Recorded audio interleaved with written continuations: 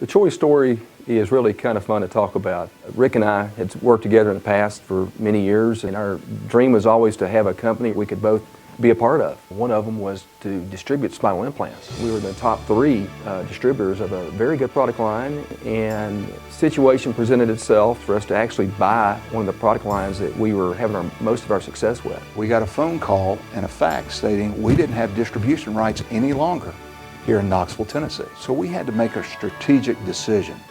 Either we needed to pick up another line and be a distributor for another line, or do something different. And that's exactly what we did. We did something different. What we did is we decided we were going to buy the intellectual property rights, the distribution rights for the United States and 7 other countries, thus ChoiceSpine. And that's what started in 2006.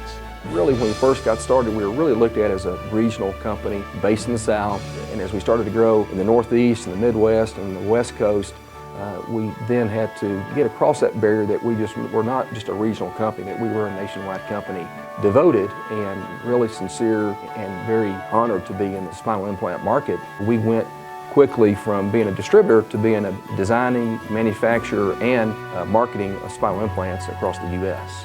To go nationwide and compete with some of the biggest companies out there was a pretty daunting task. But we had the confidence, we had the great partnership working together then as we do today as partners. We feel we've got a very good organization, and we're still improving every day. The exciting part of where we see ChoiceSpine is not just in the products themselves, but as we continue to add personnel to be able to recruit and try to identify what are the future personnel we need is very exciting. We have now grown out of 2 facilities that we started with back in 2006. Where now we're looking for future office locations. So at the end of 2009, 2010, we had about 75% of our bag completed. We had a brand new cervical plate, we had a brand new pedicle screw system, we had cervical interbodies, lumbar interbodies, pretty much 75% of what a typical surgeon was using on a daily basis. So in 2010, we started a rapid development process. And this year, we will have 90% of what a surgeon typically uses on an everyday basis. This year, we're going to have our best development year in ChoiceSpine's history. This year alone, we're coming out with a posterior cervical system, an MIS system, and also a zero profile system.